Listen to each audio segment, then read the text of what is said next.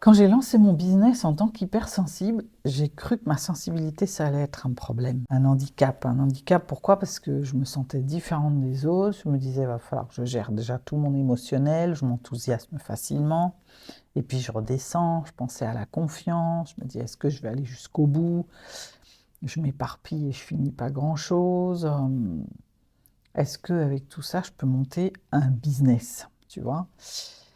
Et du coup, j'ai quand même perdu beaucoup de temps parce que j'ai essayé de répondre à ces questions. J'ai voulu le faire toute seule au départ et j'ai beaucoup tâtonné. Alors heureusement, après, j'ai rencontré des personnes euh, qui ont participé à déjà me faire des feedbacks différents.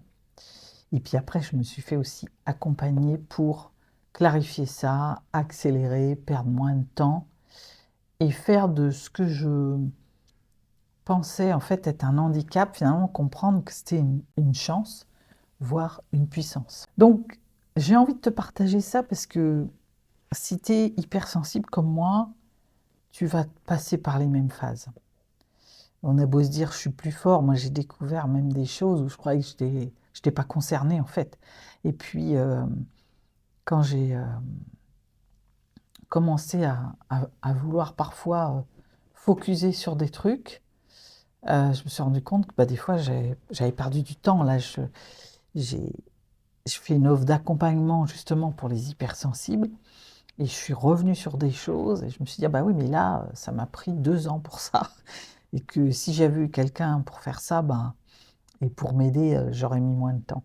Donc en fait, tu vas croire que tu n'es pas concerné, mais peut-être ça va te faire écho. Puis si tu n'es pas concerné, tant mieux, parce que ça veut dire que tu as intégré le truc, et ce qui est important, c'est que tu te rendes compte que non seulement tu as intégré, mais c'est une puissance. Voilà, donc je vais te partager ces erreurs qui ont parfois saboté ma vision, mon identité, m'ont fait perdre confiance, m'ont fait douter, à vouloir presque arrêter, m'ont fait recommencer plein de fois, pour que toi, tu puisses gagner du temps et, dans le pire des cas, arrêter de souffrir et de penser que c'est pas pour toi. Et puis te rendre compte que tu as vraiment une puissance sensible qui change tout.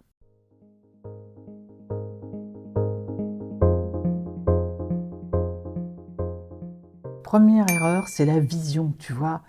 C'est de vouloir être sur une vision qui ne te ressemble pas. Moi, j'ai fait des accompagnements où on m'a fait travailler la vision. J'étais avec des entrepreneurs business, même encadrés, même accompagnés. J'ai essayé de projeter un truc de là où je voulais être dans 3, 4, 10 ans, avec des objectifs business, avec vraiment des trucs, il fallait que je donne un chiffre. Je savais pas ce que j'allais faire de ce chiffre, mais puis j'avais du mal à mettre un chiffre en fait. Et puis je mettais des chiffres trop petits, tu vois. Je me basais par rapport à ce que j'avais fait jusque-là. J'ai été salariée avant, donc j'avais fait des choses, mais on t'apprend pas forcément à rêver grand parce qu'il faut rêver dans le cadre qui t'est donné. Donc, j'osais pas rêver grand, rêver loin, même rêver tout court. Et quand je l'ai fait, je me suis mis dans les cases, en fait, d'un truc raisonnable, de ce que je pensais être ma valeur et de ce que je pourrais produire, de ce dont je pensais avoir besoin, etc. Donc, ce qui fait que c'était une catastrophe, j'ai perdu du temps, j'ai recommencé plusieurs fois. Et puis, quand tu te projettes pas, des fois, tu n'avances pas, quoi, parce que c'est quoi l'importance d'avoir une vision? C'est que quand tu penses à ça, quand tout d'un coup il y a un moment qui est difficile, parce qu'il va y en avoir, tu t'accroches à ça et tu sais pourquoi tu fais les choses. Et là, ça t'aide, tu vois, ça te rebooste. Moi, quand je me reconnecte à ce que j'ai envie de faire, pourquoi j'ai envie d'aider les femmes hypersensibles, voilà, je pitchais hier dans un réseau. J'ai reconnecté à un truc puissant. À chaque fois que je pitch, qu'on me redemande pourquoi tu fais ça, ça me met une énergie de malade. Donc c'est important qu'elle soit là, cette vision. Donc la clé, c'est n'essaie pas d'imiter les autres, ne sois pas raisonnable. Ta vision, elle a besoin d'être ressentie. Donc connecte-toi, c'est la force des hypersensibles, ça, c'est d'être très connecté au corps quand ils ouvrent, très connectés à qui ils sont. On est capable de rêver, même de rêver très fort. Et c'est de revenir à peut-être enfant, à ce que tu faisais, et de ressentir et de te dire, mais au fond, d'être dans ce que tu aimes faire naturellement, et de te dire, Ou si je me laisse aller, si je pense à personne, si j'imite personne, qu'est-ce que j'ai envie de faire et pourquoi j'ai envie de le faire? Et là, tu vas trouver ta vision. Deuxième erreur, l'identité, j'essaie de ressembler à tout le monde, tu vois, le sentiment d'appartenance, il est très fort. Chez les hypersensibles, c'est, voilà, se sentir à part, on se sent déjà à part. Moi, je me suis sentie extraterrestre pendant des années, et quand j'ai commencé à comprendre que j'étais hypersensible et qu'il y en avait d'autres, je me suis dit, ah ouf, je suis pas toute seule, et ce sentiment d'appartenance, il est ressorti, donc. Mais au départ, t'as pas envie d'être à part, tu vois, donc tu essaies de regarder ce que font les autres, puis tu essaies d'imiter un peu, tu as des idées de l'entrepreneuriat, tu regardes ceux qui réussissent et tu te dis je vais faire pareil. Mais en fait, l'idée, c'est pas de jouer un personnage. Il y a des leviers pour l'entrepreneuriat qui sont importants à respecter, mais avec qui tu es, avec ta façon d'être, avec ta façon de faire aussi. C'est-à-dire que peut-être faut faire ce qu'on dit de faire parce qu'il y a des clés de progression, il y a des clés marketing, il y a des stratégies, mais de les mettre avec ta couleur, quoi, avec qui tu es. C'est important, quoi. Et puis, c'est ce qui va te permettre d'être reconnu. Moi, avant, quand je pitchais en essayant, en plus, le sort faisait que je passais généralement en dernier, ou je ne me précipitais pas pour prendre la parole, ce qui fait que, je me...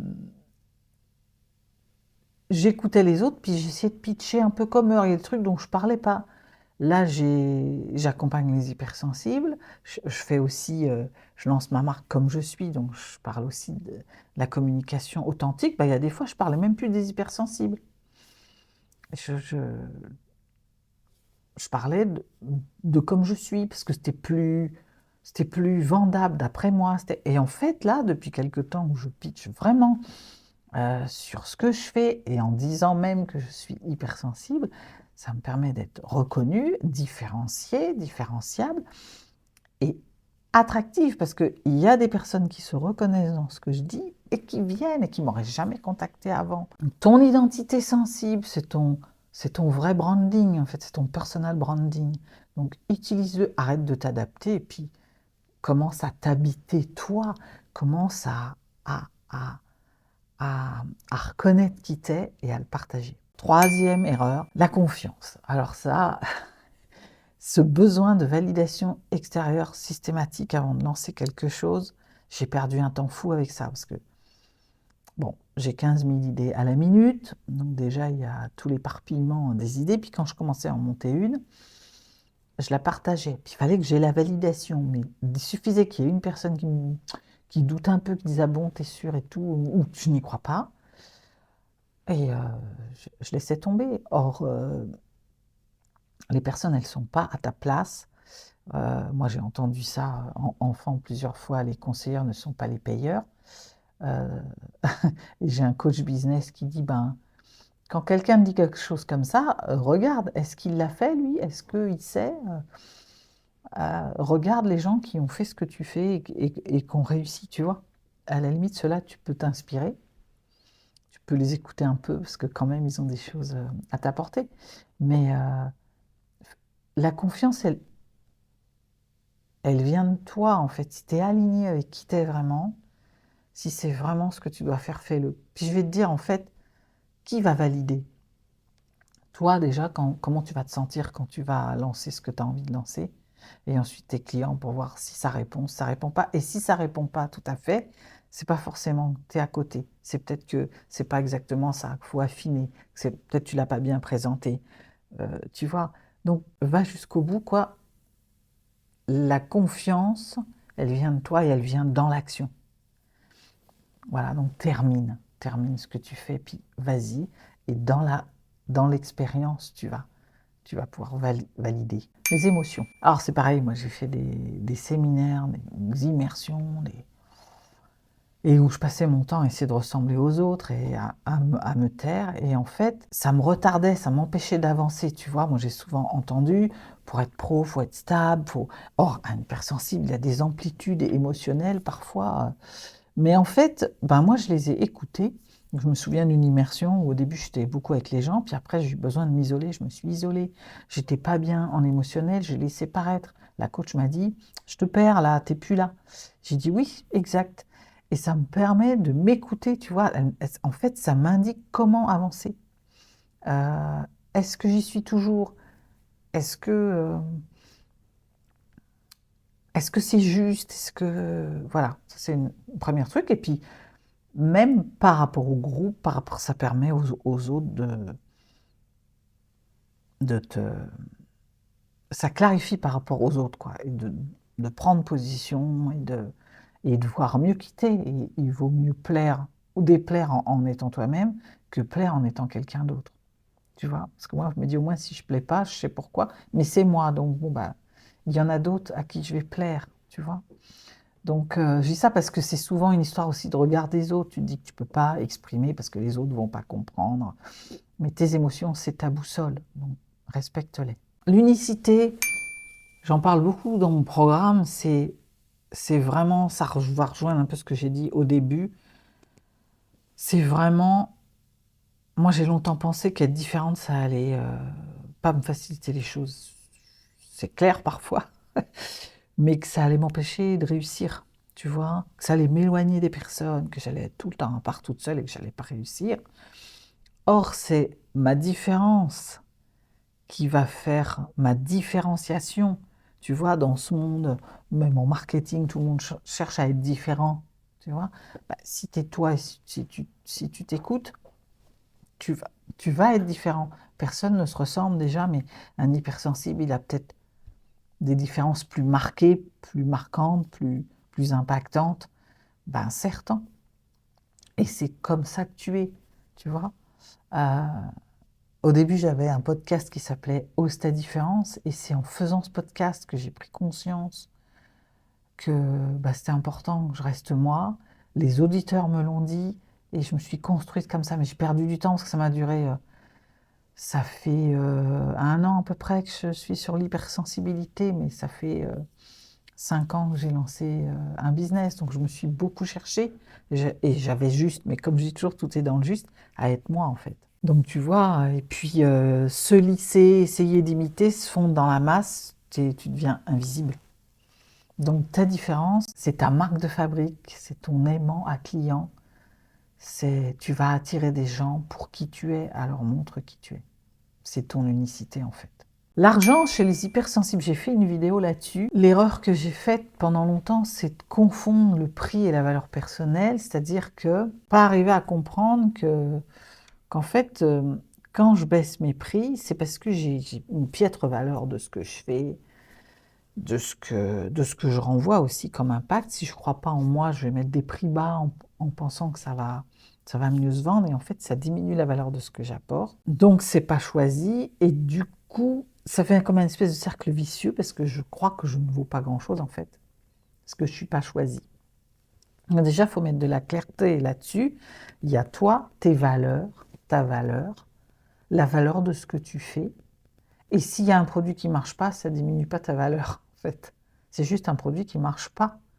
Et c'est pareil, on se remet à l'ouvrage et on regarde, on interroge ta cible, on voit ce qui n'a pas plu, on va peut-être plus loin dans un truc ou on laisse tomber et on reconstruit autrement, mais ça ne change pas ta valeur. Donc c'est déjà séparer les deux. Et puis ensuite, sur le prix, sur l'argent, on pourrait y passer un temps parce que en France, on n'est pas très habitué avec l'argent. On est un peu complexé. Voilà, on a besoin de se décomplexer avec l'argent. L'argent, c'est une énergie, ça, c'est fait pour circuler.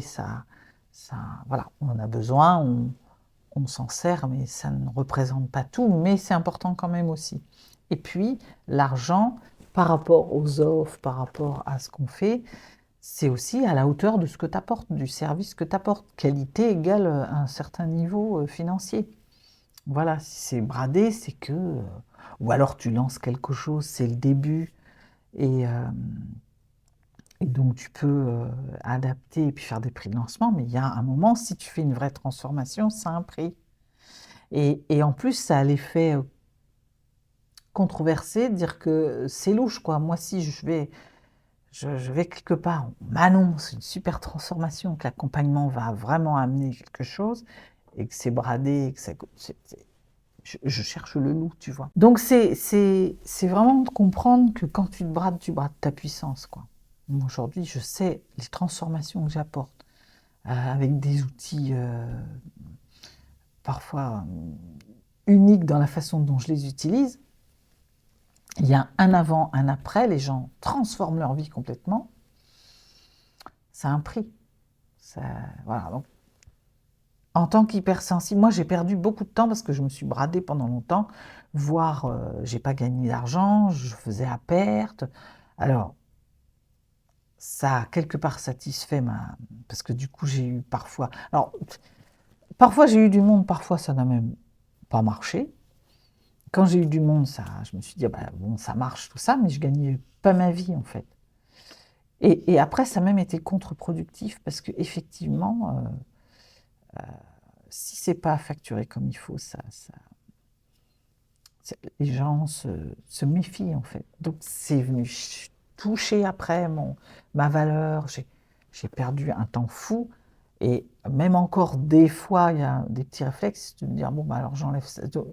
Il n'y a pas longtemps, j'ai une coach, ma coach business qui m'a dit, mais t'enlèves ça, mais on ne change pas le prix, hein, parce que le prix, il ne tenait pas compte de ça, c'était un peu cadeau dans ton offre.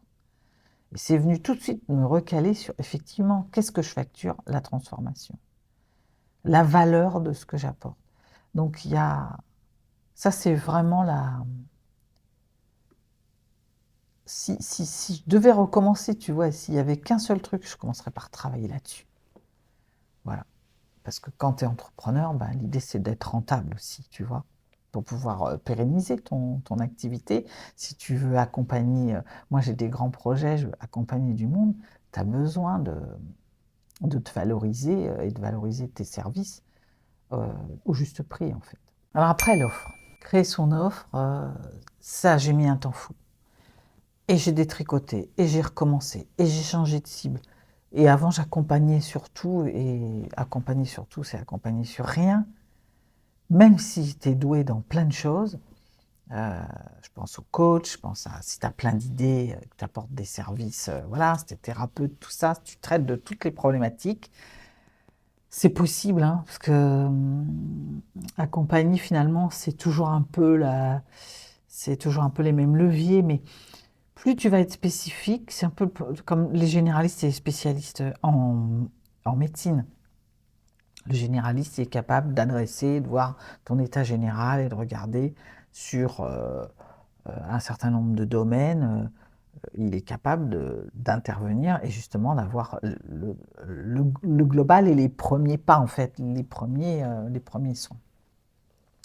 Quand ça se complique et que ça devient spécifique, tu as un rein, machin, tu as le cœur qui est fébrile et tout ça, tu vas voir un néphrologue ou un cardiologue. Voilà.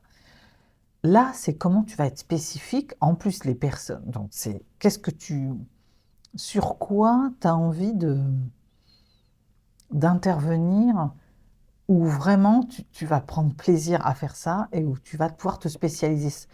C'est pas forcément un truc que tu sais bien faire tout de suite, mais c'est quelque chose où tu as de l'appétence, tu as déjà quelques compétences et tu peux pousser à fond. Moi, c'est comme ça que avant j'accompagnais un peu tout le monde qui avait un souci. Aujourd'hui, j'accompagne les hypersensibles parce que je suis hypersensible et parce que je me rencontre à chaque fois que je vais dans des réseaux, que je me mélange à d'autres entrepreneurs, que j'essaie d'appliquer des trucs, il y a des choses qui ne fonctionnent pas pour moi. Pour moi, parce que je suis hypersensible. Donc je l'adapte. Et du coup, maintenant, ça fonctionne. Et donc, j'ai voulu transmettre ça. Et comme je vis, j'ai vécu et dépassé tous les trucs, bah, j'ai envie de le transmettre, c'est plus facile.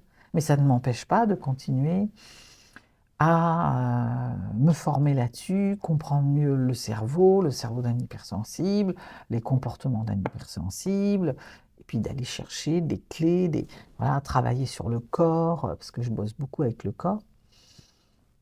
Ça n'empêche pas, on se forme tout le temps, ça c'est une des règles, c'est de continuer d'apprendre, mine de rien, et de se former. Moi, quand j'entends qu'on est trop formé et qu'il faut qu'on arrête, ça me fait drôle parce que c'est une capacité à... Il y a toujours des évolutions, on fait des découvertes, donc c'est important. En revanche, Là où je suis d'accord, c'est que le fait de pas être, ne te forme pas pour t'empêcher d'y aller, en fait, hein. Mais à partir du moment où tu y as été, ben, tu continues de progresser. Voilà, donc ton offre sensible, elle doit venir de toi, du cœur, de ce qui te fait vibrer vraiment, et pas un truc qui, pour répondre à je ne sais pas quelle stratégie. D'accord? En revanche, elle doit coller à un besoin. Donc, par rapport aux sujets que tu affectionnes, qui te font vibrer, regarde quel est le besoin en face et vois comment tu pourrais l'adresser en une réponse à un besoin. Les relations. Alors, les relations, j'ai aussi perdu du temps parce que, de deux façons. D'une part, je me suis isolée, parce qu'un hypersensible, très rapidement, le groupe fatigue, comme on, on capte tous les signaux, on a de la surempathie, on est presque à la place des autres. Bon, d'abord, ça fatigue beaucoup, donc on a besoin de se ressourcer. Deuxièmement, on a besoin d'échanges profonds, donc il y a toujours un moment où, si c'est un peu superficiel, qu'on reste à un certain niveau. Moi, j'ai été dans des réseaux où ça parlait que business, que sous, que machin, ça ne m'a pas été. Bah, il y a un moment où bah, tu n'y vas plus, donc je me suis isolée. Et puis l'autre truc, c'est que bah, comme tu es quand même obligé, enfin c'est important, parce qu'en même temps on a besoin de se nourrir, hein. Un hypersensible, c'est quand même quelqu'un qui a besoin des relations, qui trouve ça important et tout. Donc au début, moi je me suis adaptée. C'est-à-dire que j'y allais, comme je voulais être intégrée dans les groupes, acceptée, je me fondais un peu. Alors, j'écoutais beaucoup, hein, je parlais, bon, j'étais assez discrète, limite timide, où je me suis adaptée, donc, mais de l'habillement jusqu'à ma manière de parler, j'essayais d'être comme les autres. Or, je me suis épuisée à faire ça. Et puis, ça n'a pas... Ben, comme j'étais dans un coin, comme je me fondais, personne ne me remarquait finalement, si ce n'est bah, on ne sait pas qui c'est, elle n'est pas intéressante. Donc, bah, j'ai changé maintenant, j'y vais avec comme je suis, hein, comme dirait le slogan bien connu. Et puis, je dis qui je suis. Et j'attire les personnes qui se reconnaissent dans qui je suis parce qu'il y en a. Ta différence, bah, ça va te permettre d'attirer les personnes qui ont besoin de toi, en fait. J'avais un formateur qui disait, trouve les personnes qui souffrent de ne pas t'avoir rencontré. Pour te rencontrer, bah, elles doivent il faut qu'elle te reconnaisse. Pour te reconnaître, il faut que tu sois qui t'es. Et parmi 10 personnes, 10 coachs qui vont traiter de l'hypersensibilité, c'est pas un souci.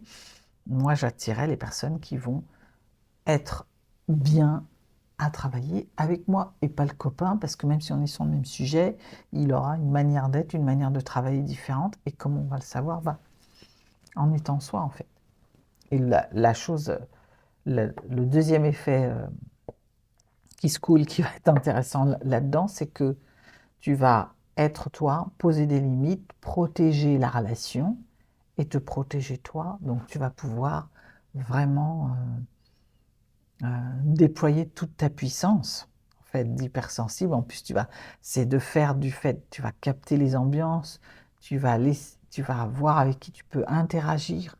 euh, et c'est magique, c'est vraiment, tu vas tout de suite capter, tu vas attirer les gens que tu as besoin d'attirer, qui vont se reconnaître dans toi. Ça va tout de suite matcher quand tu vas échanger. Et toi, tu vas être en énergie et en alignement pour le faire. Donc tu vas être dans tout ton génie en fait, à ce moment-là. Deux dernières clés. Visibilité pour communiquer sur les réseaux sociaux, te rendre visible, parce que pour être choisi, il faut être visible déjà. Pour aller dans les réseaux, en ligne, Internet, mais aussi les réseaux présentiels, c'est t'afficher en fait. Et bah, c'est oser y aller, tu vois, parce qu'un hypersensible, il attend que ce soit parfait. Moi, avant, quand on m'a dit tu vas faire tes premiers podcasts, et je pensais à des tas d'idées, et je scriptais tout, et j'attendais que ce soit parfait. J'ai attendu longtemps, jusqu'à ce qu'un coach me dise, bon, écoute, tu vas prendre...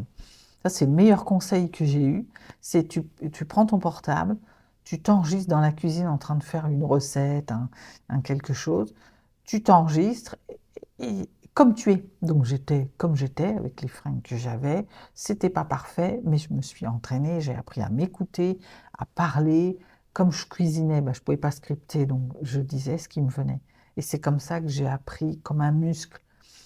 Ça a fait un entraînement à le faire, que je me suis rendu compte que c'était pas parfait, mais qu'on m'écoutait et qu'il y en avait, et en plus, même cerise sur le gâteau, qu'on se reconnaissait de par ma façon d'être.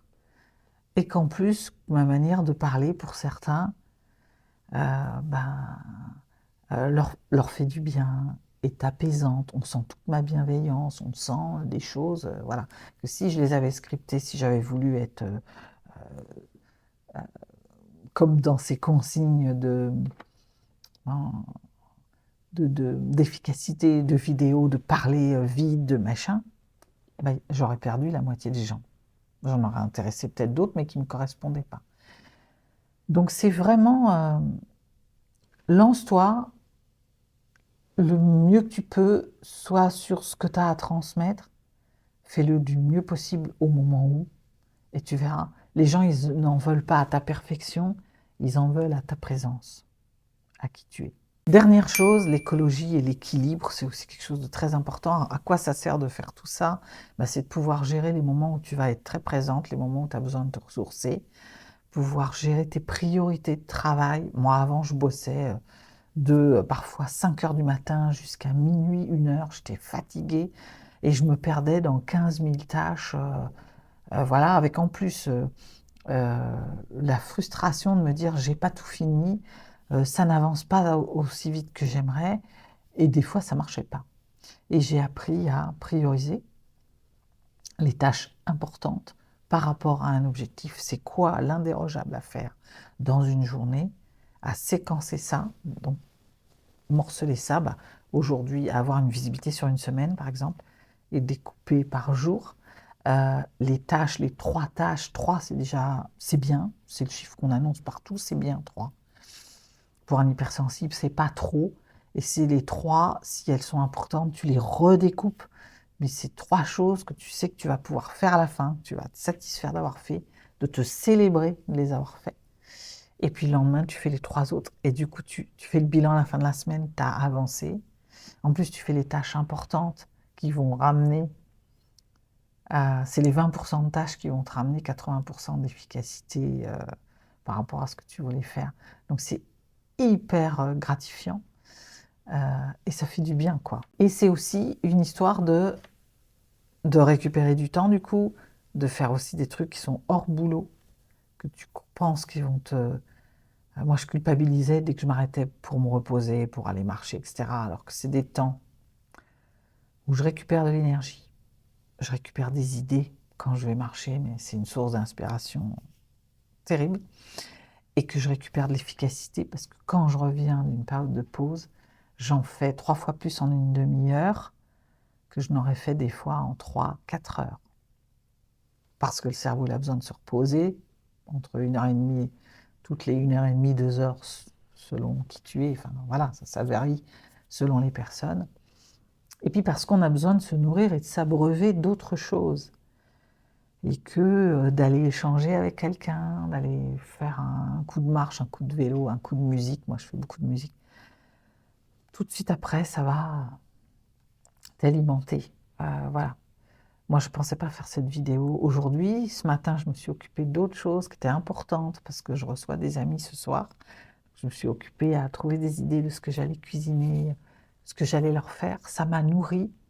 Là tout de suite, alors que j'avais pas spécialement envie, pof, je me lance pour faire une vidéo, je suis ravie de la faire, et je suis très en inspiration et en énergie pour le faire. Donc c'est vraiment ton énergie, quand tu es hypersensible, elle est très cyclique, elle est variante par rapport à tes émotions, tu as des rythmes de vie, si tu te sens fatigué, pas fatigué, si tu as bien dormi, pas bien dormi, c'est valable pour tout le monde, mais pour un hypersensible, c'est vraiment d'une subtilité parfois et d'un impact immense. Respecte ça, honore-toi, et tu verras que ça te donnera bien plus que tu ne crois. Voilà, donc si tu te reconnais dans une ou plusieurs de ces erreurs, ben c'est normal, hein, quand tu es hypersensible, c'est pas que tu n'y arrives pas parce que tu manques de discipline, tout ça, c'est parce que tu t'écoutes pas assez et que tu dois te respecter. Moi j'ai souvent, ce que j'aime beaucoup les voitures, tu possèdes une Ferrari, mais faut pas conduire en sur-régime tout le temps, faut pas conduire comme 2 chevaux non plus. Tu as quelque chose à regarder, à écouter pour justement t'en servir au mieux, tu vois, et faire de ton hypersensibilité une puissance. Et ça veut dire créer un business qui respecte ton système nerveux, tes rythmes, ton besoin de sens, ta vérité, tes émotions, et qui attire les clientes qui te voient vraiment comme t'es et avec qui tu rêverais de travailler. Voilà. Donc, respecte-toi, félicite-toi d'être là et vas-y. Voilà. En tout cas, merci d'être toi parce que on est à peu près 20-25% de la population et c'est important qu'on se reconnaisse, qu'il y ait d'autres personnes qui puissent nous aider dans qui on est. Et voilà, j'espère que ce partage te montrera que, un, tu n'es pas anormal, c'est tout à fait normal que tu te reconnaisses dans un des trucs. 2, tu peux monter un business en tant qu'hypersensible.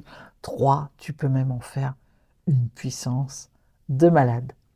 Si cette vidéo t'a aidé, eh bien, merci de la liker, de partager. Si tu sens qu'il y a quelqu'un qui a besoin d'être aidé, qui est hypersensible comme toi et qui patauge, si tu as envie de me mettre un petit commentaire, tu as une question par rapport à un ou plusieurs des problèmes que j'ai cités, si tu as envie que je revienne sur un des points, n'hésite pas, fais-moi un commentaire.